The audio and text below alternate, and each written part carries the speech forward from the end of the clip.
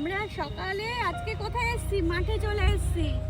সকালবেলা একটু ফ্রেশ এয়ারে হাঁটবো, তার জন্য মাঠে এসেছি। বেশ ভালো লাগছে, অনেকক্ষণ ধরে থাকবো এখানে, তাই না? সারাদিন ঘরে থাকি, ভালো লাগে না, তাই আজকে সকাল সকাল মাঠে আমরা ঘুরতে এসেছি।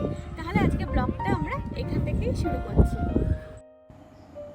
আজকে সকালে উঠেই মনে হলো আর ঘরের চার দেওয়ালের মধ্যে বন্দি থাকবো না, তাই তো প্রকৃতিকে খুঁজতে বেরিয়ে পড়েছি।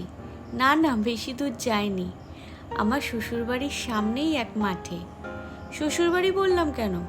কারণ মেয়েদের তো কোনো নিজের বাড়ি হয় না, হয় শ্বশুরবাড়ি নয় বাপের বাড়ি বলতে হবে। যাই হোক, আমি তো গৃহবধূ, তাই সকাল থেকেই সংসারের নানা কাজে ব্যস্ত থাকি। আর কখন যে সকাল থেকে দুপুর, আর দুপুর থেকে বিকেল, আর বিকেল থেকে যে রাত হয়ে যায় কিছুই বুঝতে পারি না। সংসারের কাজের যেন শেষ নেই। বিকেলবেলায় মাঝে মাঝে ঘুরতে বেরোয়, কিন্তু সকালে বেরোনোর কথা ভাবতেই পারি না। আর আমার ছেলে মেয়ে দুটো, আয়ুষ আর মিঠি, আমার সাথে ওরাও ঘরবন্দি। আজকে সকালে উঠে জানি না কি মনে হলো, সবাইকে নিয়ে বেরিয়ে পড়লাম। আমাদের বাড়ি থেকে প্রায় 15 মিনিট দূরত্বে একটি মাঠ আছে, সেখানেই এসেছি। আর এখানে এসে মিঠির খুশি দেখে তো আমি অবাক হয়ে গেলাম, কারণ এত খুশি হতে ওকে আমি কখনো দেখিনি। মাঠে একটা বল পেয়েছে, সেটা নিয়েই ও সুন্দর দৌড়ে চলেছে। আর আমি ওর পায়ের জুতো দুটো খুলে দিয়েছি, কারণ ঘাসের ওপরে খালি পায়ে হাঁটলে খুব উপকার হয়। এদিকে আয়ুষ ফুটবল প্র্যাকটিস করছে ওর বন্ধুদের সাথে। আর ওর বন্ধুদের উদ্যোগেই আজকে মাঠে আসা, কারণ বারবার করে ফোন করে বলছে মাঠে খেলতে আসবো। আর এদিকে ইনি যে প্র্যাকটিস করাচ্ছেন, ইনি কিন্তু কোচ নয়, ইনি ওর বন্ধুর বাবা। আর ওর বন্ধুর বাবা দুই ছেলেকে প্র্যাকটিস করায়, তার সাথে সাথে আজকে আয়ুষও এসছে, ওকেও আজকে প্র্যাকটিস করাচ্ছে। সত্যি বাবা মারা যদি একটু উদ্যোগ নেয়, বাচ্চারা এই সকালে উঠে পড়তে বস না করে একটু মাঠে ঘুরিয়ে নিয়ে এসে তারপরে যদি পড়তে বসানো যায়, তাহলে কিন্তু ওদের স্মৃতিশক্তিও যেরকম বাড়ে, তেমনি পড়ালেখারও উদ্যোগ বাড়ে। এই যে এখনও প্র্যাকটিস করছে, এতে শারীরিক ফিটনেসটাও বাড়বে। আর নইলে তো সকালবেলা হয় সারাদিন ধরে পড়তে বসে, নয় মোবাইল দেখে, নয় টিভি দেখে। আর মাঠে তো বেরোনোর তোর কথা ভাবতেই পারি না, কারণ আমি সংসারের কাজে এত ব্যস্ত থাকি, ওদেরকে নিয়ে বেরোনো হয় না। কয়েক বছর আগেও আমাদের কিন্তু বাড়ির আশেপাশে অনেক খালি জমি পড়েছিল, আর সেই মাঠেই আমরা খেলতাম। কিন্তু এখন তো চারিদিকে শুধু উঁচু উঁচু বাড়ি আর ফ্ল্যাট, তাই বাচ্চাদের হচ্ছে মাঠের জায়গাও নেই। এই মাঠটাই এসছি, আমাদের বাড়ি থেকে হেঁটে আসতে লাগে প্রায় 20 মিনিট, আর টোটোতে লাগে 17 টাকা ভাড়া। তো এর জন্য এখানে বেশি আসা হয় না। আজকে কিন্তু আমরা মাঠে অনেকক্ষণই থাকলাম, আর আজকে এসে এত নিজেকে ফ্রেশ আর টেনশন ফ্রি লাগছে কি বলবো। সত্যি এখন থেকে প্রায় এখানে মাঠে আসবো, নিজের হচ্ছে টেনশন দূর করতে, আর নিজের একটা কাজের যেন নতুন উদ্দীপনা পেলাম। যাই হোক, এখন তো বাড়ি ফিরতে হবে, সংসারের সব কাজ করতে হবে, কারণ হচ্ছে আমরা তো গৃহবধূ। আর দেখো রাস্তায় কি সুন্দর একটা ফুল দেখলাম, খুব ভালো লাগলো। মিঠি হচ্ছে আগের দিন রাত্রেবেলা কিছু খায়নি, আর সকাল থেকে কিচ্ছু এখনো পর্যন্ত খায়নি। তার জন্য ওকে এখন ভাত মেখে দিয়েছি, আলু সেদ্ধ দিয়ে ফেনা ভাত। এখন দেখছি আমাকে খাওয়াতে হচ্ছে না, ও নিজে নিজেই ভাত খাওয়া শিখে গেছে। এটা একটা বিশাল ব্যাপার আমার কাছে, কারণ ওকে খাওয়াতে যে সময় লাগে, আর আমি খাওয়ালে একটুও খেতে চায় না, অথচ নিজে নিজে খুব সুন্দর করে খেয়ে নিচ্ছে। তো চলো সেটাই তোমাদের দেখাচ্ছি। দেখি তুই ভাত দিয়ে কি করেছো, পুরো মেখে দিয়েছো তো? হ্যাঁ,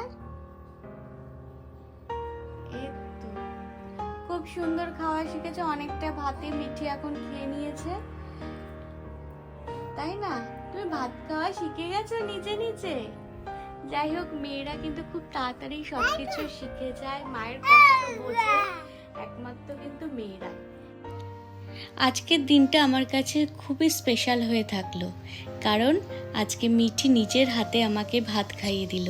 রোজ আমি ওকে খাইয়ে দিই, কিন্তু জানি না আজকে ওর কি মনে হলো, ও নিজে ভাত খাবে, আমার হাতে কিছুতেই খাবে না।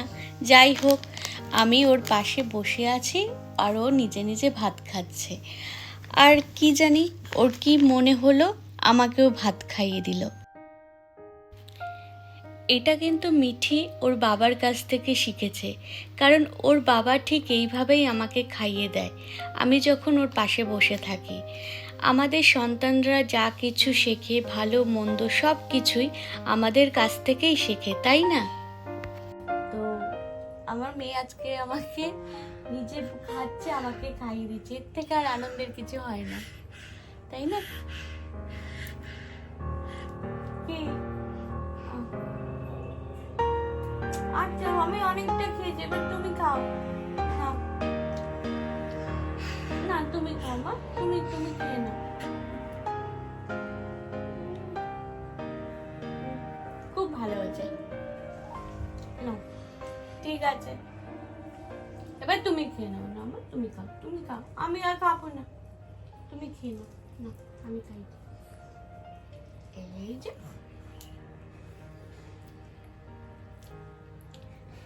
তাহলে আমরা এখন ভাতটা কমপ্লিট করি, কারণ অনেকটাই মিঠি নিজে নিজে খেয়ে নিয়েছে। আমি শুধু ওর পাশে দেখছি যে বেশি যেন না মুখে দিয়ে দেয়। আর তাহলে তোমরা ব্লগটা দেখতে থাকো। মিঠি কিন্তু খাওয়া নিয়ে কখনোই ঝামেলা করে না, কারণ আমি ওকে তখনই খেতে দিই যখন ওর খিদে পায়। এতে অনেক সময় ওর ভাত খেতে 4টেও বেজে যায়, কিন্তু তখনই খেতে দিই ও যখন খিদে পায় আর খিদের জন্য কান্না করে। তার আগে ওকে আমি কিছুতেই খেতে দিই না। এতে কিন্তু বাচ্চাদের খাবার যেরকম হজমও হয়, তেমনি ওদের খিদেও পায়। এই কিছুক্ষণ আগেই মিঠি ভাত খাওয়ার জন্য প্রচণ্ড কান্না করছিল। এখন কিন্তু বিকেল 4টে বাজে, তবু ওকে খাওয়াই। আজকে যদি আমি ওকে 12টা কি 2টোর সময় খাওয়াতাম, ও কিন্তু খাওয়া নিয়ে বিশাল ঝামেলা করতো।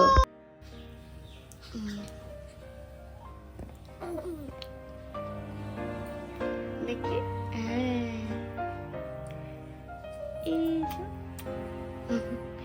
খুব সুন্দর আছে।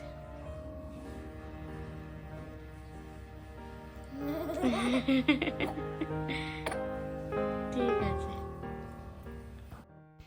মায়েরা যদি তার সন্তানদের ছোট থেকেই কিছু কিছু কাজে উৎসাহ দেয়, তাহলে সেই বাচ্চারা মানসিক দিক থেকে অনেক উন্নতি লাভ করে। আমি কিন্তু মিঠিকে কোনো কাজেই বাধা দিই না। ও যা করতে যায় সেটা যদি ভালো কাজ হয়, আমি সবসময় ওকে উৎসাহ দিই।